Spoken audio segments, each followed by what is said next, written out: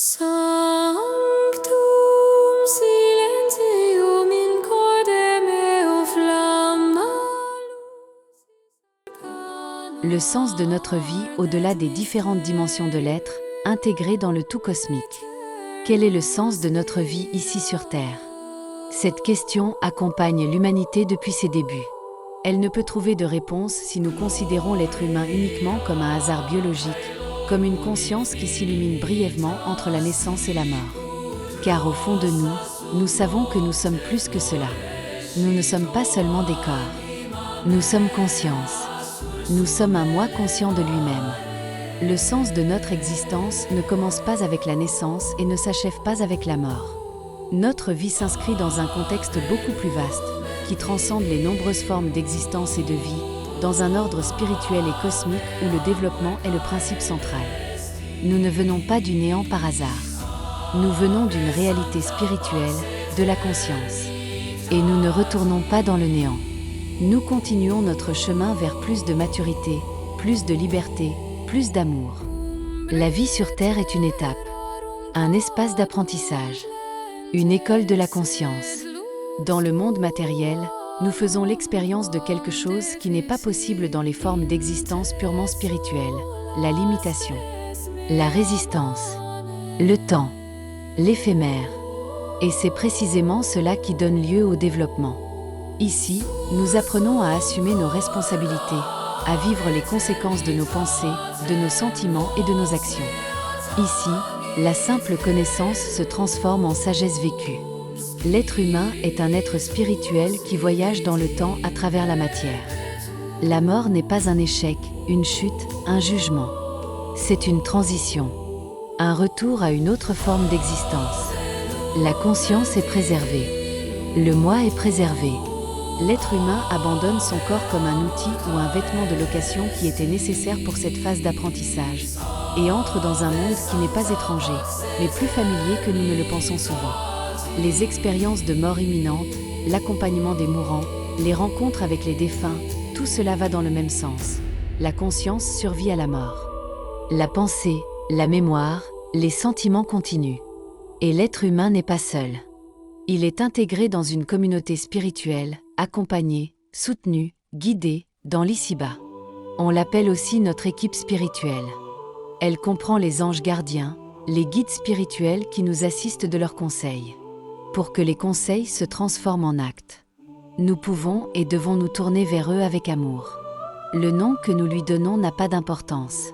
Après la mort, il n'y a pas de jugement punitif venant de l'extérieur. Il y a une prise de conscience. L'être humain se rencontre lui-même. Il reconnaît ce qu'il a fait de sa vie, non pas pour être jugé, mais pour mûrir. Ce que nous avons appelé amour reste. Ce que nous avons développé en termes de responsabilité reste.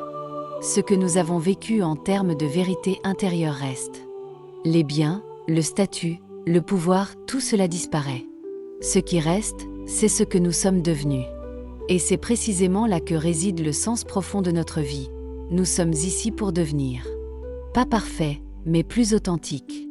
Pas conformiste, mais plus conscient. Pas bon par peur, mais par compréhension. Dans ce contexte, la réincarnation n'apparaît pas comme une punition, mais comme une grâce. Comme une possibilité de continuer à apprendre. Comme une pédagogie cosmique. Ce que nous n'avons pas encore compris, nous pouvons le redécouvrir, dans de nouvelles conditions de vie, avec de nouvelles chances, avec une maturité croissante. Le karma n'est pas un registre moral, mais une loi de cohérence intérieure. Nous nous rencontrons nous-mêmes. Notre vie répond à ce que nous donnons au monde. Non pas par vengeance, mais par ordre. Non pas avec dureté, mais avec justice. Le monde spirituel n'est pas non plus un ciel statique. Il est en mouvement, en évolution. L'apprentissage, l'action, la participation continue. L'être humain reste un être actif, intégré dans des contextes plus larges. Et c'est là que s'ouvre l'horizon cosmique.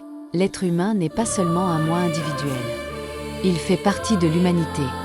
Et l'humanité elle-même est un organisme en développement. Le sens de notre vie dépasse donc le bonheur personnel. Nous sommes responsables de l'ensemble, de nos semblables, de la nature, de la terre. de l'avenir. Ainsi, le bonheur personnel, la joie et la sérénité sont la conséquence de l'exercice de notre responsabilité. L'être humain, en tant qu'être hybride, se trouve entre deux mondes. Un pied dans la matière, un pied dans le spirituel. Par nos pensées, nos sentiments et nos actions, nous agissons dans les deux sens. Nous sommes un pont, des traducteurs, des co-créateurs. Les religions ont accompagné et accompagnent encore cette évolution. Ce ne sont pas des vérités définitives, mais des écoles de conscience. Dans cette optique, Jésus n'apparaît pas comme un sauveur exclusif, mais comme un enseignant de l'amour, de la liberté intérieure, de la maturation du moi. Pas la peur de Dieu, mais la confiance.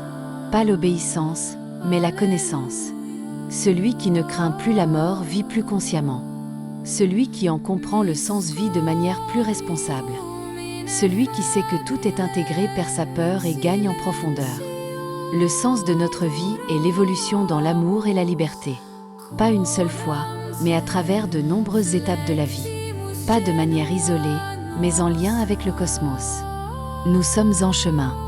Et nous ne sommes pas perdus. Quel privilège, quel bonheur de vivre ici et maintenant et d'avoir un maximum de possibilités d'évolution grâce à un maximum de défis.